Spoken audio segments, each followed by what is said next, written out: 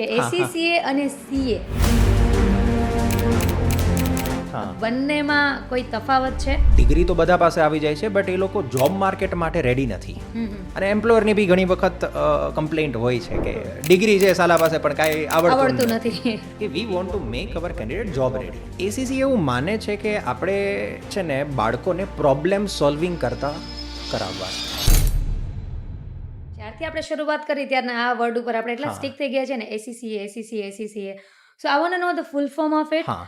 અને what is actually ACCA જે તમે ગ્લોબલ કોર્સ કહ્યો છે ને તો એ આપણા જે એના લોકો છે એના માટે કેવી રીતે વધારે ફાયદાકારક છે. વચ્ચે આમાં એક પ્રશ્ન એ પણ જોડું છું કે અગેન આઈ એમ કન્ફ્યુઝડ કે હા, હા. એસીસીએ અને સીએ હા. બંનેમાં કોઈ તફાવત છે?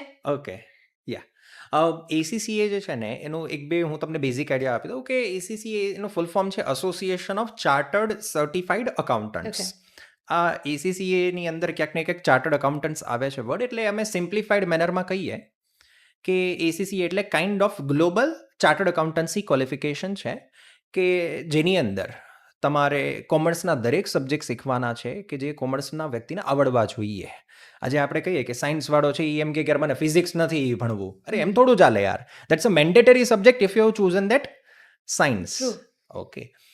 એવી જ રીતે કોમર્સના વ્યક્તિને અકાઉન્ટ્સ, ટેક્સેશન, ઓડિટિંગ, લો, ફાઇનાન્સ, એવરીથિંગ આ બધા સબ્જેક્ટ શીખવાડતો એવો કોર્સ છે. આ બધા સબ્જેક્ટ બેઝિકથી શીખવાડવાના છે બાળકને અને લઈ જવાનો છે એને ટોપ લેવલ સુધી. યસ. ઓકે. આ એક એવો કોર્સ છે કે જે તમને આ બધા સબ્જેક્ટ બેઝિકથી એડવાન્સ લેવલ સુધી શીખવાડશે. એના શું શું બેનિફિટ્સ ને યુએસપી છે એ કદાચ આપણે પછી ચર્ચા કરીએ, બટ આ એકનું બેઝિક ગ્લિમ્સ હતું. યુઝ્યુઅલી લોકો બસ આ જ રીઝનથી એને ચૂઝ કરે છે કે સર મને બધા સબ્જેક્ટ શીખવા મળશે. Okay.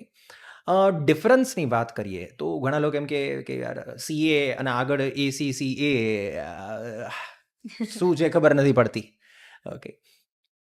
First of all we have to understand that જે આપણે ઇન્ડિયન સીએ અને એસીસીએમાં સિમિલારિટી છે.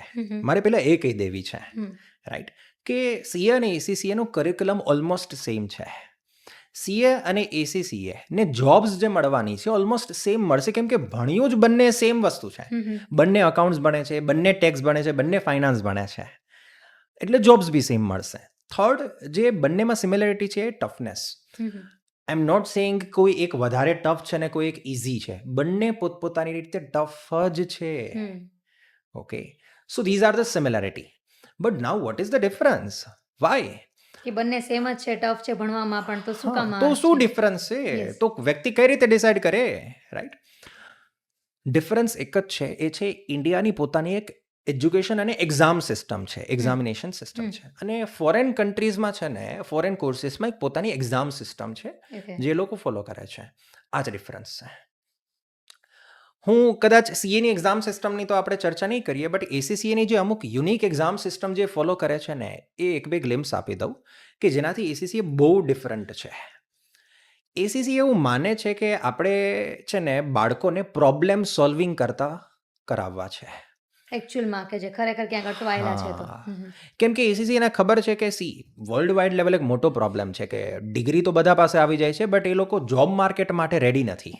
અને એમ્પ્લોયરની બી ઘણી વખત કમ્પ્લેન્ટ હોય છે કે ડિગ્રી છે સાલા પાસે પણ કાંઈ આવડતું નથી. રાઈટ. તો એસીસી એક વસ્તુ માઇન્ડમાં રાખી છે કે we want to make hour candidate job ready.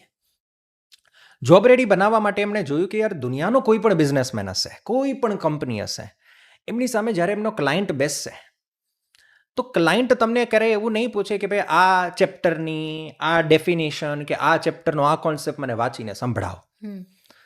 તમે શું ભણીને આવ્યા છો ને એ સામેવાળા ક્લાયન્ટને કાંઈ ફરક નથી પડતો. તમે બસ કરીને બતાવો. કરીને બતાવો. પણ એક હજી એક સિમિલારિટી છે, ક્લાયન્ટ દુનિયાનો કોઈ પણ ક્લાયન્ટ હોય, તમે હોય કે હું હોય, એમને એમના પ્રોબ્લેમનું સોલ્યુશન જોઈએ છે.